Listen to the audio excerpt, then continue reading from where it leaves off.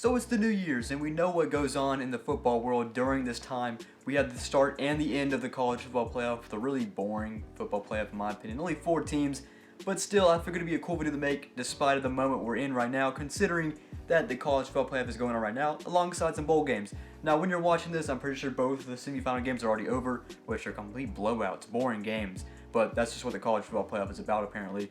It just means more about that. But going on with that, I figured we'd make a video where we take the NFL teams, because this channel is mainly an NFL channel, and we'll throw in the format of the college football playoff. We've done this with some other sports before, now we'll do it with the college football playoff, which is also football, but in a different format.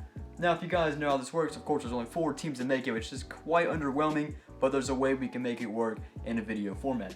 I'll go ahead and pull this up right here. As you can see, all 32 NFL teams are on the screen right now listed, and you can also see some side notes on the right, and I'm going to explain what that means. Those are 4, what I call the big 4 categories on how an analyst keeps up with teams and decides which team should make it in. Now, it's not the exact 4 and the exact reasons why a team or an analyst in the college football playoff committee puts a team in, but it's just 4 of the biggest ones. There's definitely a lot more in terms of college football, but there's only so much we can do with the NFL, considering it's a much more competitive league and teams are more balanced than college football playoff. You know, you don't have group of 5 teams like, I don't know, Tulsa or Houston or whatever they call it, versus Alabama and Georgia. It's a whole different scale in college football. But when you come to NFL, all 32 teams can be good in their own ways. So, I'll explain these 4 categories. We have number 1, of course, the record. I mean, you got to be a good team. You got to have winning seasons. You got to have a winning record. It's pretty obvious that you got to win more games than lose games if you want to compete in a playoff. We all know that. Number 2 is not really important in the NFL, but it could be in standards of college football playoff. Still had to include it. It's head-to-head. Of course, you know, it doesn't really mean much in NFL because there's a lot of games you can play and, you know, teams bounce back and forth. And it just so happens to be here in college football playoff. And we'll include it in NFL. You'll kind of see how this is ironic later on, but head-to-head, yes, it's there. Number 3 is strength of schedule. This is a big one in terms of NFL. You know, some teams are going to have it really easy. Some teams are going to have it really hard. You can have an example. Last year, the Pittsburgh Steelers started 11-0. What happened? And they crashed. They started playing good teams and they crashed. We can go to college football playoff too as well. Notre Dame a few years back, they had a really easy schedule. They played a bunch of independent and group of 5 teams, and then they got smacked by Alabama or Clemson. I don't remember who did, but and then college football playoff, they made it in, and then they got blanked almost. So that's what strength of schedule is so important for. And number 4, it's a pretty general one. It's quality. Quality of win. How well does their team win? Does their team let the other team stick in it to the end? Does their team put them down in the second quarter, third quarter? How well does their team play? Do they score more points? How many points they allow? All that stuff right there is the quality. So those are the 4 categories I'm keeping up with. Keep in mind there's much more in the committee what they rank teams for to make it the college football playoff. But this is kind of my version of teams that should make it in this format. Now I think we should start the elimination process. The teams that should go down first that are obviously not going to make it. We can go ahead and start eliminating some teams by the record. Like I said, the record's pretty important. So we can go ahead and eliminate 8 teams. Clear from the cut. Those teams are the Bears, Giants, Jaguars, Jets, Lions, Panthers, Seahawks, and Texans. Those 8 teams obviously just don't have a winning record, and they're nowhere close. Those teams are eliminated from the playoff contention. Next bunch, we're going to eliminate a few more. These are the teams that are kind of mediocre. They just don't fit in the category of obviously being a winning team. It's Washington, Saints, Vikings, Broncos, Browns, and Falcons.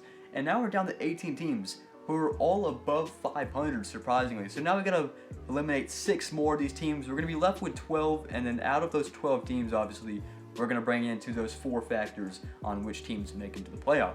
So the next 6 eliminated are gonna be the Steelers, Niners, Eagles, Dolphins, Raiders, and Chargers. All good teams, but they kind of sit right under the scale of these remaining 12 teams, which you have the Ravens, Patriots, Colts, Bengals, Bills, Titans, Cardinals, Buccaneers, Rams, Chiefs, and Packers, Cowboys. So out of those 12 teams right there, only 6 will be featured in this video. Well, 4 in the playoff, but of course you'll have the first 2 out, the 5 and 6.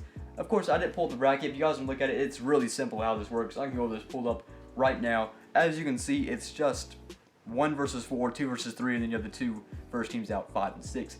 So, with that being said, why don't we go ahead and do our college football times NFL collab selection show. So welcome to the selection show, the college football playoff times the NFL selection show, where we're going to pick the 4 teams plus the 2 first teams out in this video that will be featured in the made-up college football playoff format with NFL teams. We'll go ahead and start with number 1 team, and I think this team should be pretty obvious, but there's another reason why the other team, which is also in competition for the number 1 seed, could also be there.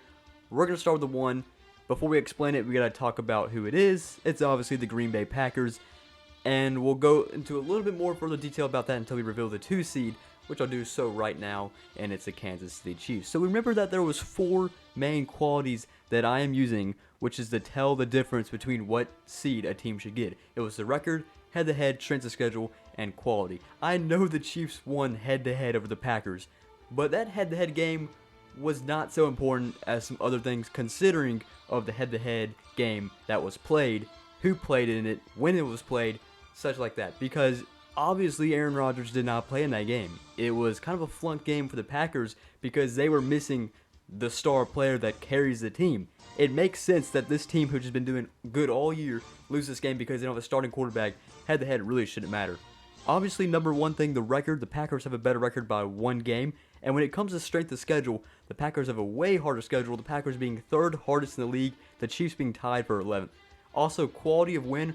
Remember, the Chiefs started out pretty bad this year. They had some pretty bad losses and ugly wins. As to the Chiefs or the Packers, they've been putting pretty good numbers consistently, but they've allowed teams to stay in it. Chiefs, you can say that the reason to get number 1 seed is there as well, because the Chiefs have been putting up monster points per game. They have more points scored than the Packers, and they also blow out teams.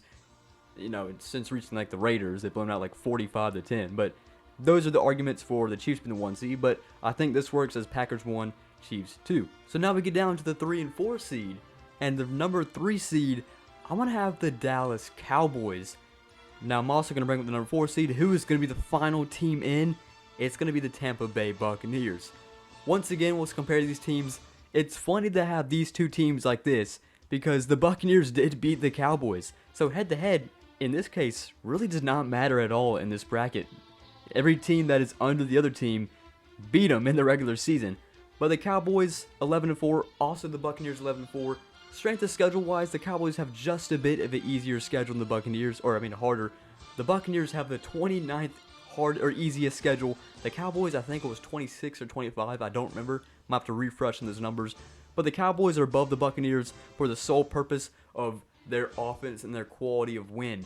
Points per game, huge. Net points, huge. Division record, 9-1. Compared to the Tampa Bay Buccaneers, not as much points, easier schedule as well. Quality of wins, as we can just talk about the game that was just played, the New York Jets. I mean, is that really a good quality win compared to the wins that Cowboys have been getting? You know, it's kind of shaky. So that's what the 4 teams in the bracket looks like. That's it. That's the whole bracket. But I figured I'd add the 2 other teams that are just looking on the outside, the 5 and the 6, the first 2 out. What are those 2 teams? I have the Rams at 5, 11-4, and then the Cardinals at 6, 10-5. So here's the full selection show. The 6 teams that'll be in this video, only 4 will be playing games. Of course, we'll have 3 games. I'm pretty sure the 1 and the 4 is the Cotton Bowl, which takes place in Dallas, Texas. And the 2 and 3 is the Capital One Orange Bowl, which is in Hard Rock, Miami. Yes. So you have the Goodyear Cotton Bowl and the Capital One Orange Bowl. I think I remember that. Got kind of proud of myself remembering that. Anyways, we'll start with the 1 versus 4 Packers and Buccaneers. Let's go to Dallas. We opened up the Cotton Bowl, 31-28. Here comes Aaron Rodgers for the first pass. Off his back foot, backs up, delivers. Oh, just overshoots Davante Adams. And it's going to be around the 2-minute warning. 3rd down and 4. The Packers will have to get another playoff, so this will be the final play before the 2-minute warning. And it'll be a strike for the first down. Equanimous St. Brown is now just outside the red zone for the Green Bay Packers, and we've hit the 2-minute warning. It's a 31-28 game, by the way. No huddle, 2nd down and 7. Aaron Rodgers looks for the pass, has all kind of time, going to scramble right, and he gets taken down. That's a sack by Barrett, and it's now 3rd down and 10. And time is going to continue to roll down. No timeouts called yet by either teams. And we're down to 1 minute and 10 seconds. Rodgers, 3rd down and 10. Now looking to go left. On the run. Is he going to run for it? He's going to throw a pass to Davante Adams. Adams comes for it. Big grab. Now at the 5. 1st down and goal. Green Bay Packers. That was the biggest grab of the game. Connection between Rodgers and Adams. It's unstoppable. And looks like he does bring that one into the 5. As maybe we'll go to a booth review. Yes, we are. Maybe it's because he does not have full possession with 2 feet in. Is that the question? Yes, receiver had possession. That is a challenge. To me, that looks like a catch and 2 feet down in. Let's see what the refs have to say about this one.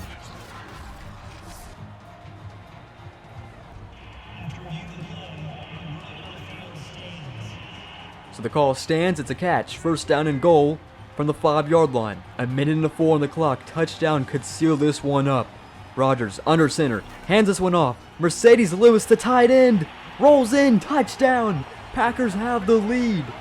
First rushing touchdown. Mercedes Lewis, the big tight end. And it's a 34-31 lead. The Green Bay Packers, not including extra point. From looking at this angle, however, he looks short. We might have 2 back-to-back booth review plays under 2 minutes. That does look short. Will this go to booth review? It is. Yeah, I figured this one. This is one which they can take off the board. You can already see from that angle. It looks like he's getting spun around by Barrett, and his knee comes down right there. So does elbow, and the ball is on the opposite side of the plane. This should be taken off the board, and the Packers should be the 1-yard line. Should be a pretty good instance, though. Let's see what they say.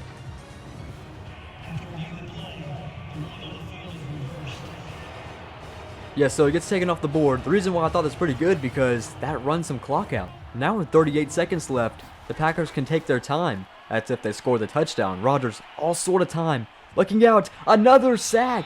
Aaron Rodgers can't handle this Buccaneers D-line right now. 3rd down and goal. O-line's not helping, and that's Sue who takes him down. And now they're going to get one more playoff with 10 seconds. 3rd down and goal. Rodgers looks up and again overshoots. Not the best Aaron Rodgers drive, and it's going to end with 3 instead of the wanted 7 to end the game. So the 3 to tie the game would send to overtime. Mason Crosby, he's got it. We are going to overtime, tied at 31 here in the Cotton Bowl in Dallas, Texas. Let's see who wins the call. And it looks like the Buccaneers, what are they going to call? They're going to call tails. Packers win the toss. It was heads, and the Packers will elect to receive the ball as anyone would do in overtime. Green Bay, Aaron Rodgers, the Packers start off the ball in overtime. Can they ice the game here? We'll start off the pass. Allen Lazard, first down pickup for Aaron Rodgers. And now Rodgers over 400 yards in the game in overtime. Next one, first down and 10. Consecutive passes. Once again, consecutive to Allen Lazard. Another first down, and now we're in Buccaneers territory. 43-yard line, 4 minutes in overtime, and Aaron Rodgers is in the zone. You know what that means. Don't mess with Rodgers when he's in the zone. He's not turning the ball over. Aaron Jones gets it. It's a suicide pass to the hospital. Gets on his feet, but he got popped. 2nd down and 3 now for Rodgers at 36. Backs up, pass, looks for it, got it. Allen Lazard again. This one into the red zone. 3 connections for Lazard and Rodgers on this drive, and it's doing the most for the Green Bay Packers. New set of downs. First down and goal now. They got another first down. And from the 8 to the end zone, Davante Adams. Who else better to end it and to win it here in the Cotton Bowl? Packers win in overtime, 37-31, and they're moving to the national championship. They take down the Buccaneers. Bucs didn't even get a chance to get the ball. Rodgers is just like that with this offense. And Davante Adams gets the touchdown, and he's going to wave goodbye to everybody in the stands and tell us to go to the next semifinals game between the Chiefs and the Cowboys.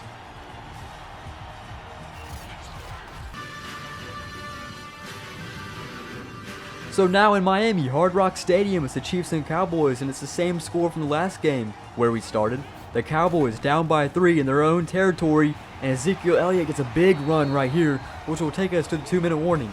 So the Cowboys will pick up at the 29-yard line, still with all 3 timeouts for both teams. Dallas, 28-31, in need of 3, but a touchdown is also in the works as well. Dak Prescott looks to pass. Just going to be a dump pass to CeeDee Lamb. Gets tackled down inbounds. Won't do much other than waste the clock for the Dallas Cowboys. 2nd down and 6. Once again, Dak Prescott delivers. Then that's going to be the tight end, Schultz. He's going to step out of bounds wisely, but he's going to be just short of the first down. It's going to be a 3rd down and 1 play for the Cowboys. And now looks like another pass. What you got to do here, Dak Prescott, check down. Zeke, yards after catch. And now yards after the catch on the run. And it's going to be another first down at midfield, 49-yard line. With only 35 seconds left, Dak Prescott looks up the middle, and he's got Amari Cooper. He's going to lunge forward for a 9-yard pickup, and this is where the Cowboys will start calling their timeouts. Looks like they're in shop to get a field goal. Another pass is coming for 1st down and 10. Only one more time on the board. They just had to burn another one. Looking to his left, Dak Prescott. Oh, what a mistake! That's going to end the game. A huge quarterback mistake, wasn't even looking. Turns around looking for CeeDee Lamb and gets jumped in front of by Jones. And the game-sealing pick. It's over. Cowboys are not winning this game. It was a quick turnaround pass, end up being a pick, and the Kansas City Chiefs come out on offense to win this game versus Dallas. That's it. 31-28 victory. One of the worst quarterback mistakes I've seen in the simulation ends in the other team victorious, going to the national championship. Chiefs, Packers, and the Natty. Next, final score 31-28.